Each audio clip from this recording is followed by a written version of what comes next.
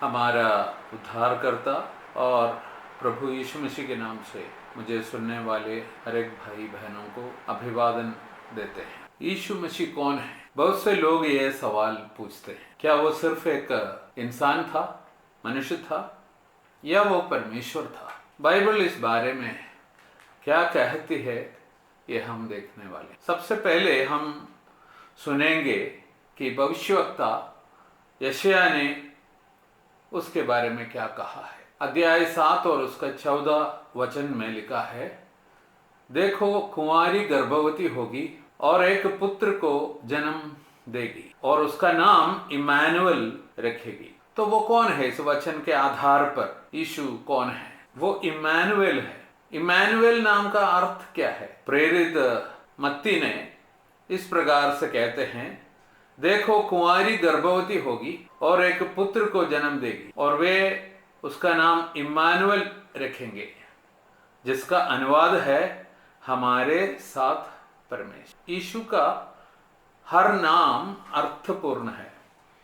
उदाहरण के लिए उसे यीशु कहा जाता है। इसका अर्थ है, स्वर्गदूत ने कहा, और वो एक पुत्र को जन्म देगी और तुम उसका नाम यीशु रखना, क्योंकि वो अपने लोगों को उनके पापों से बचाएगा।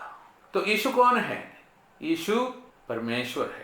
यदि आपने यीशु को अपने हृदय में स्वीकार कर लिया है तो यीशु आपके साथ है। उसने आपको आपके पापों से बचाया है। यदि आपने यीशु को स्वीकार नहीं किया है तो यीशु आपके साथ नहीं है, परमेश्वर आपके साथ नहीं है, आप अभी भी अपने पापों में हैं। आइए हम यीशु मसीह के बारे में यशायाह की एक और भविष्यवाणी सुने। अध्याय 9 का 6, क्योंकि हमारे लिए एक बच्चा पैदा हुआ है, हमें एक बेटा दिया गया है और प्रभुता उसके कंधों पर होगी और उसका नाम अद्भुत, परामर्शदाता, पराक्रमी ईश्वर, अनंत पिता, शांति का राजकुमार कहा जाएगा। तो वो कौन है? वो पराक्रमी ईश्वर है। यही मसीह यीशु के बारे में गवाही है। अभी यीशु मसीह के स्वयं के दावे। यीशु मसीह ने अपने बारे में क्या कहा? आइए हम सुने कि यीशु मत्ती रचित सुसमाचार अध्याय 12 के 6वां वचन में क्या कहते हैं। फिर भी मैं तुमसे कहता हूं कि यहाँ वो है जो मंदिर से भी बड़ा है। वास्तव में मंदिर से बड़ा कौन है? मंदिर में जिसका नाम रखा गया है वो है मंदिर से बड़ा। ईश्वर का नाम वहां रखा जाता है, इसलिए मंदिर से बड़ा कौन है? मंदिर से बड़ा ईश्वर है। तो फिर यीशु ने क्या कहा था? उसने कहा कि वो मंदिर से बड़ा है और इसलिए वो खुद ईश्वर है। आइए हम सुने कि यीशु ने मत्ती रचित सुसमाचार अध्याय 12 के 41 में क्या कहा है। नीनवे के लोग न्याय के दिन इस पीढ़ी के साथ उठकर इसे दोषी ठहराएंगे, क्योंकि उन्होंने योना के उपदेश सुनकर पश्चाताप किया और वास्तव में यहाँ योना से भी बड़ा कोई है। यीशु ने कहा कि वो योना से बड़ा है। वास्तव में योना से बड़ा कौन है? वो जिसने योना को नीनवे के लोगों के पास भेजा वही है। वो कौन है? स्वयं परमेश्वर। तो यीशु कौन है? यीशु स्वयं परमेश्वर है। वास्तव में योना नीनवे जाने के लिए बिल्कुल भी इच्छुक नहीं था। वो उनका पश्चाताप और न्याय से मुक्ति नहीं चाहता था। वो चाहता था कि वे नष्ट हो जाए, लेकिन यह परमेश्वर ही था जिसने उसे बलपूर्वक नीनवे भेजा। परमेश्वर ने जिस जहाज में वो भाग रहा था उसे डूबने के खतरे में डाल दिया। परमेश्वर ने जहाज के अधिकारियों को ये पता लगाने के लिए बनाया कि ये योना के कारण था।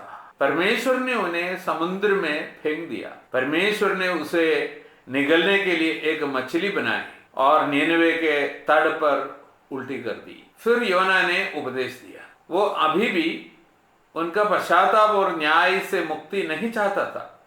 वो चाहता था कि वे नष्ट हो जाए, लेकिन परमेश्वर ने उन सभी को पश्चाताप करने और न्याय से बचाने के लिए बनाए। तो योना से बड़ा कौन है?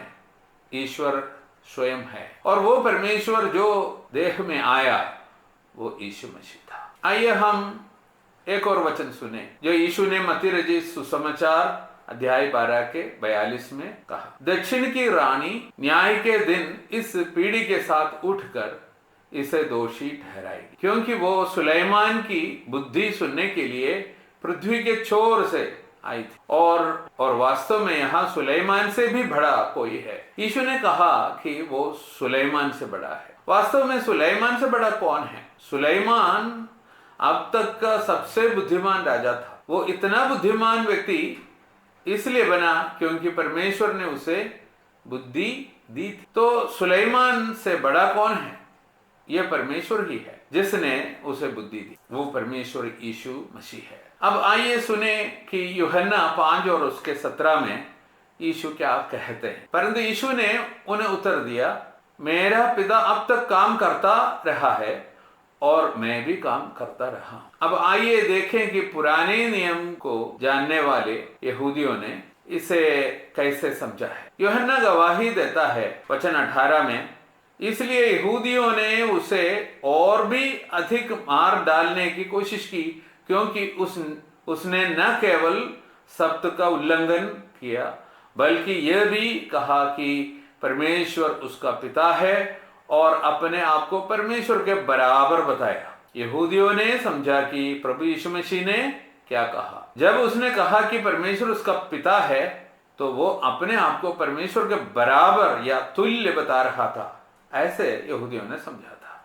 तो यीशु ने खुद को क्या होने का दावा किया कि वो परमेश्वर था। अब आइए सुनते हैं कि यीशु ने प्रकाशित वाक्य जो आखिरी किताब है बाइबल के, उसका 22 और उसका 13 में क्या कहा।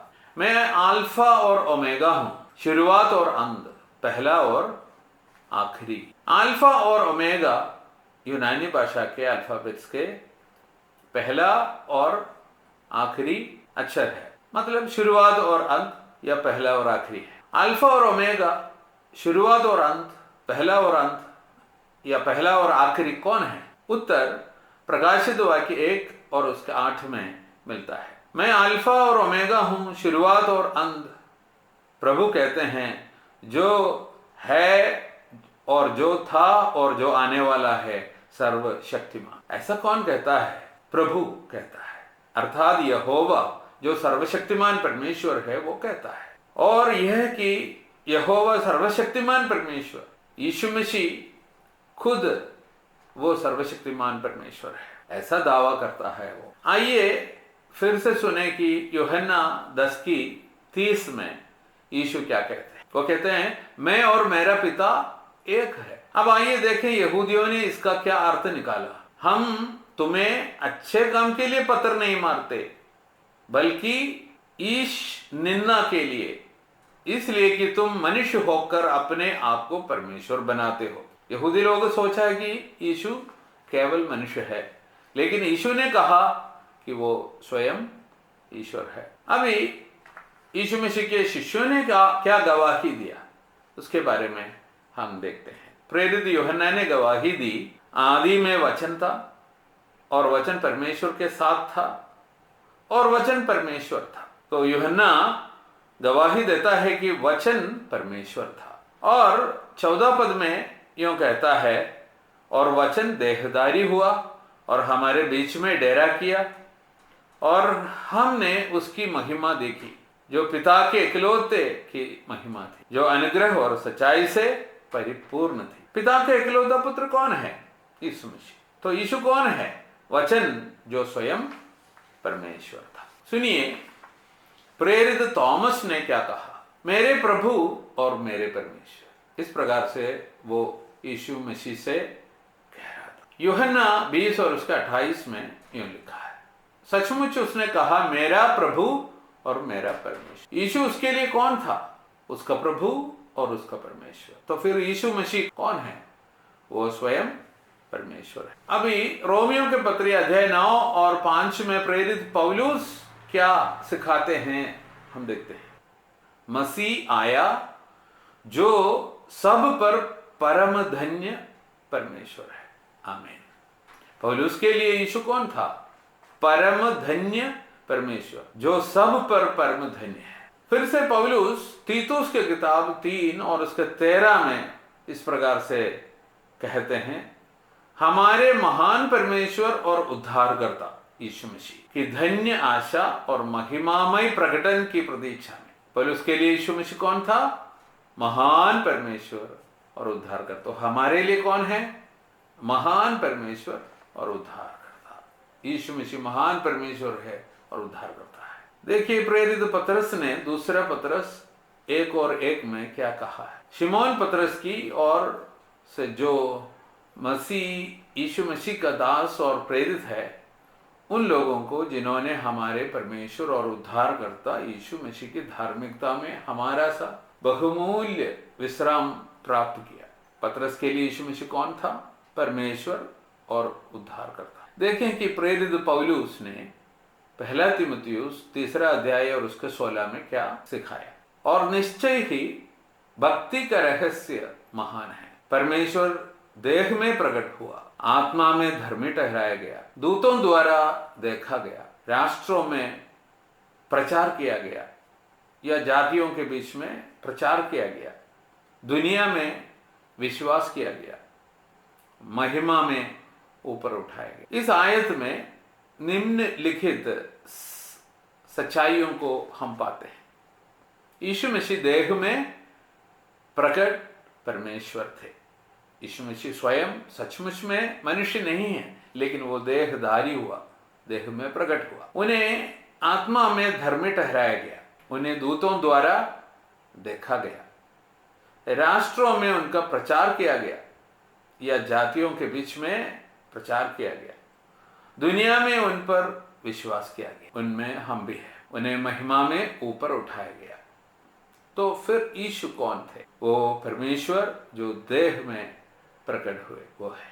प्रेरित पौलुस ने फिलिपियों 2 अध्याय में सिखाया, जिसने परमेश्वर के स्वरूप में होकर भी परमेश्वर के तुल्य होने को लूट ना समझा, वरन अपने आप को ऐसा शून्य कर दिया कि दास का स्वरूप धारण करके मनुष्य की समानता में हो गया, और मनुष्य के रूप में प्रकट होकर अपने आप को दीन किया, और यहां तक आज्ञाकारी हुआ कि मृत्यु, हाँ क्रूस की मृत्यु भी सह ली। इस आयत में निम्नलिखित तथ्य पाए जाते हैं। देह में आने से पहले वो परमेश्वर के स्वरूप में था। देह में आने से पहले वो परमेश्वर के तुल्य था। उसने परमेश्वर के स्वरूप को त्याग दिया, परमेश्वर के साथ समानता को त्याग दिया और दास का स्वरूप धारण किया और मनुष्य की समानता में हो गया। तो आंतरिक तौर से वो कौन था? ईश्वर था। बाहरी तौर से वो कौन था? एक मनुष्य के रूप में अपने आप दिखाई दी। किसी भी अन्य मनुष्य की तरह वो गर्भ में पला बढ़ा, उसे जन्म दिया गया, उसने अपनी माँ का दूध पिया और बड़ा हुआ। वो भूखा था, प्यासा था, और उसमें भावनाएं थी। पाप को छोड़कर हर पहलू में वो हमारे जैसा था। वो पूरी तरह से परमेश्वर का आज्ञाकारी था, जो अपने आप में उसके पापहीन स्वभाव और ईश्वरीयता का एक और सबूत था। इस प्रकार से वो 100% एक मनुष्य था, वो 100% ईश्वर भी था। वो हमारा सृष्टिकर्ता ईश्वर भी है। उसके लिए भी मैं कुछ एविडेंसेस देते हैं। एक, यूहन्ना कहता है, सब कुछ उसी के द्वारा उत्पन्न हुआ, और जो कुछ उत्पन्न हुआ है उसमें से कुछ भी उसके बिना उत्पन्न ना हुआ। यूहन्ना का सुसमाचार 1 अध्याय और 3 आयत। तो सब कुछ उसी ने सृष्टि किया है। कुलुसियों के पत्र अध्याय 1 और उसके 16 में पौलुस कहता है, क्योंकि उसी में सारी वस्तुएं सृजी गई, जो स्वर्ग की हो अथवा पृथ्वी की हो, दृश्य या अदृश्य, क्या सिंहासन, क्या प्रभुताएं, क्या प्रधानताएं, क्या अधिकार, सारी वस्तुएं उसी के द्वारा, उसी के लिए सृजी गई, उसी के लिए सृजी गई। हम किसके लिए सृजी गए हैं?